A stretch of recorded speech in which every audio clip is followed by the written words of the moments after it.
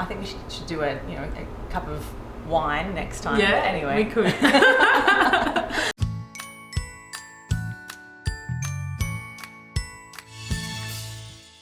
Welcome to A Cup of Tea with Bree, where I get to know some of North Queensland's most amazing parents, incredible business people and inspiring characters.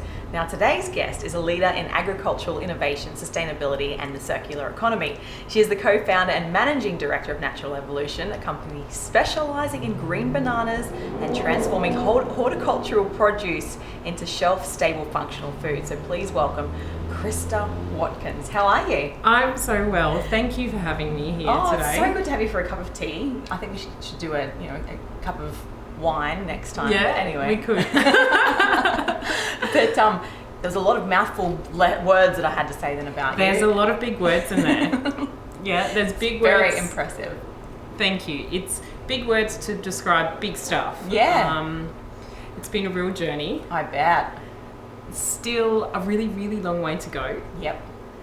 But one that I just am incredibly passionate about, and I could not imagine myself being anywhere else doing anything but this. So let's wind back, because that's now. So let's wind back to the beginning. Tell us about your childhood and where you were born and life. Because obviously you had life up. You were born in North Queensland. I was born in Cairns. Yeah, so I've lived pretty much my whole life in Cairns, bar about 10 years. When I first got married, I moved to the Tablelands and just grew up in Cairns, travelling backwards and forwards. My parents have a cattle station, so lots of hard work, lots of hard life lessons. Yeah, I bet. But yeah, growing up mostly in Cairns, so I was very, very lucky to grow up, and the way I always saw it was the best of both worlds. So part in Cairns, part on the cattle station, hey? Yeah, and now having lived on the Tablelands for 10 years, it's absolutely incredible. But as my family's grown, the opportunities for our daughters and being back home in a way, close to mum, has been really, really important. So it's been really good to be back here as a family for the last couple of years as well. Yeah, beautiful. And you got siblings? I do. I have a half brother and sister. They're quite a bit older than me, and we have a lot of good laughs and a lot of good times. I'm very lucky to have them in my life, that's for sure. Oh, and what was your childhood like? Because obviously having a cattle farm isn't, not everyone goes, yeah, I got a cattle farm. No. Well, they don't. So it was kind of interesting. I didn't know anything different. So to me that was just, well, this is how life is. But I remember, Dad would be making us walk through the bush for what felt like an eternity, talking about plants and animals, and I suppose all of that has just really instilled such a deep love for the planet, the people, the plants and animals that inhabit it. That's probably why I am where I am today, doing what I'm doing, because everything is so important. Every rock, every animal, it's a real delicate balance that each thing plays in the ecosystem.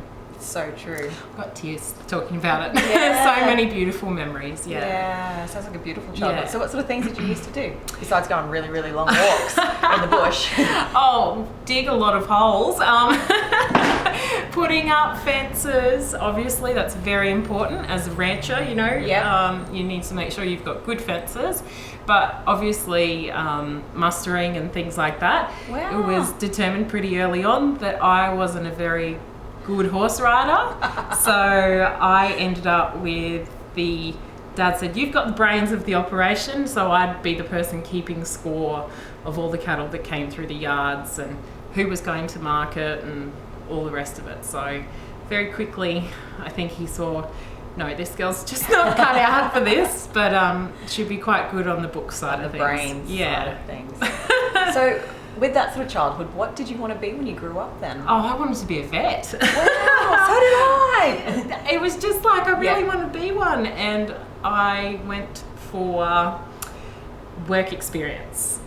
And everything was going okay until the surgery started to happen, and that just it was just, I'm not the right girl for it. So you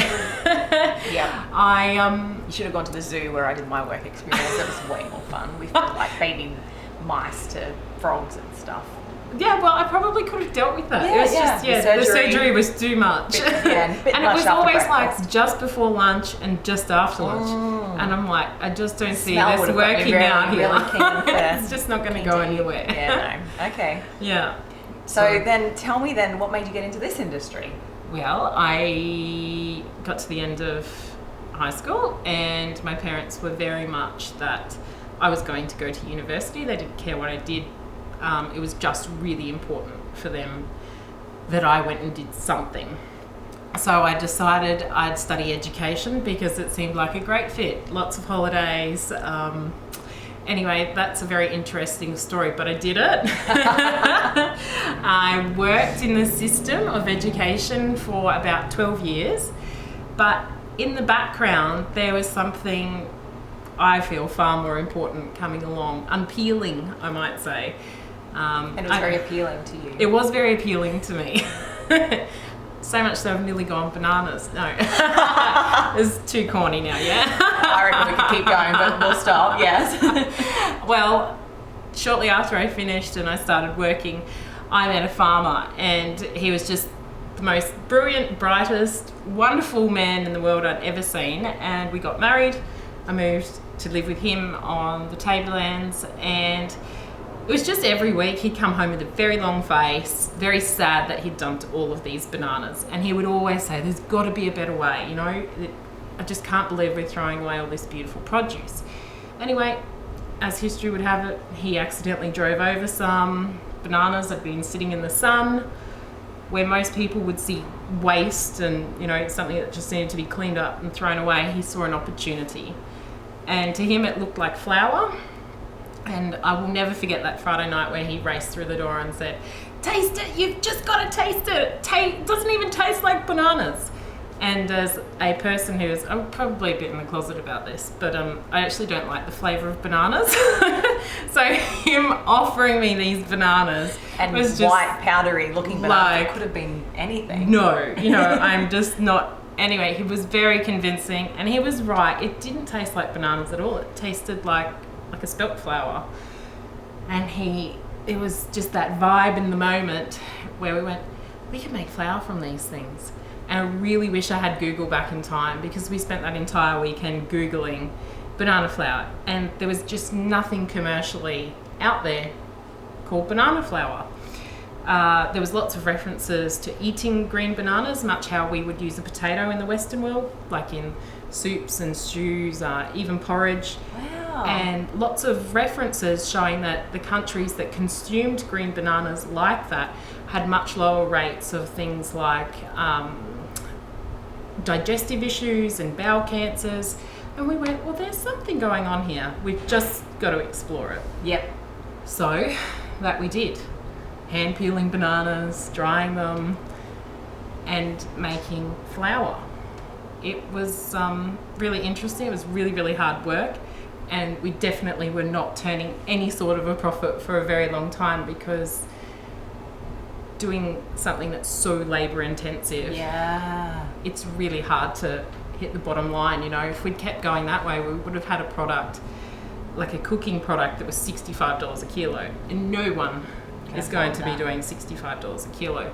So with that said, and our passion, people had started calling us and saying, oh, I've been trying your banana flour, which we were selling through Rob's Rob, his mum and dad's cafe, and they were saying certain things they'd had, like digestive issues throughout their whole life since childhood, were disappearing.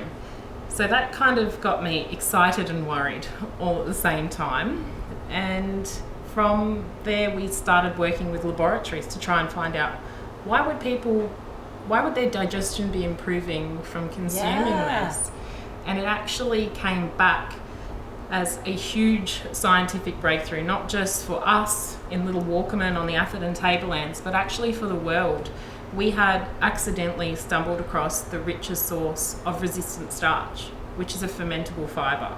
All natural, from plants, and literally millions of tonnes of it thrown away every week because there wasn't a market for it. Unbelievable. it's been epic. So he definitely called that in. There has to be something that we can do with all of these bananas, and look what you landed on. That's amazing. Yeah, it's been an incredible journey.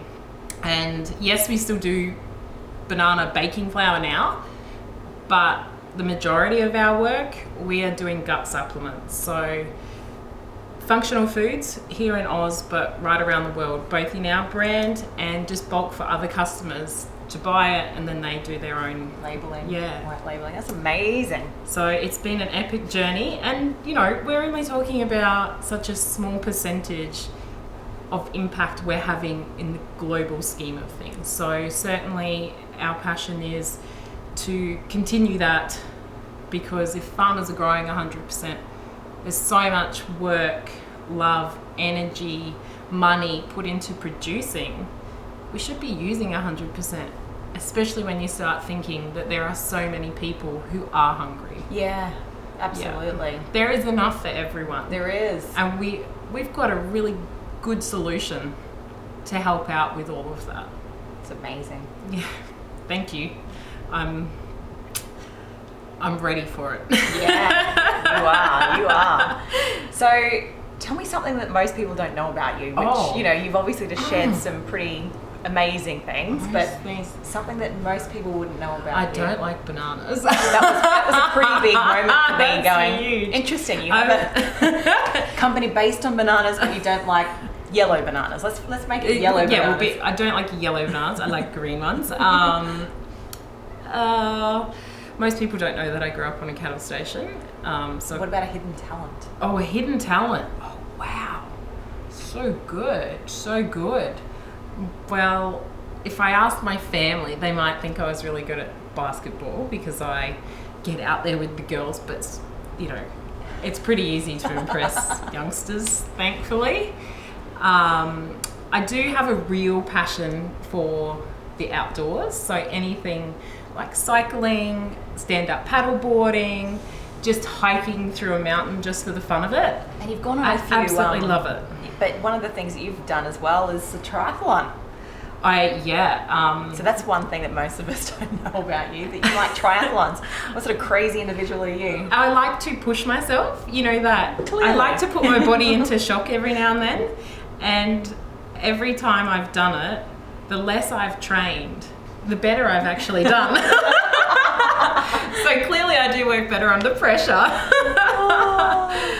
So tell me then, what's one of your memorable or most, one of the things that personally you're really proud of? Oh gosh, that's such a great And professional, question. I'm going to ask you professional. Okay, personal and professional. Having lived and breathed the business so much, it's so hard to differentiate. But personal, I am so proud of my family, and I feel so blessed that I get to be the mum of two wonderful young girls. I often say to them, thank you for picking me to be your mum, because it is honestly the greatest honour that I have, is the opportunity to be mum to them. Yep. So that's been incredible. And there's so many chapters left with that. Professionally, we do have a Gold Edison Award from New York sitting on the shelf at home for our technology, because obviously when you go to make banana flour, you can't go into any stores and buy the equipment because it doesn't exist. So we have designed food processing technology which locks in nutrition 20 to 50 times higher than any other food processing technology. It's very, very quick, and it's sustainable both economically and environmentally. That's amazing. We do have a Gold Edison at home for that, which makes me very, very proud. And also in 2018, from all of this work, I was chosen by AgriFutures to be the Australian Rural Woman of the Year. So it's great to represent rural women in Australia, because it is, am I allowed to say bloody? Okay, thanks. It is bloody tough out there. It doesn't matter where you live.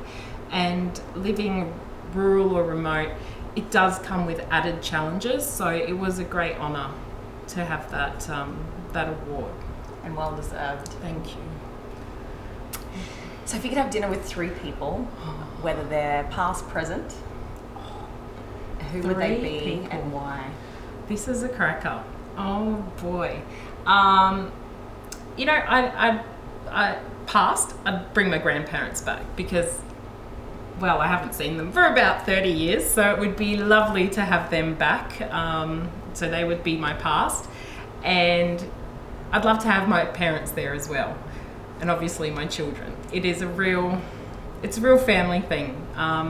Family means a lot to me, and I love each and every one of them, and gosh, it'd just be so hard. Grandparents, parents, children. I love it. Yeah, a family dinner reuniting. Yeah. Yeah, perfect. And my final question is the best piece of advice you've ever been given.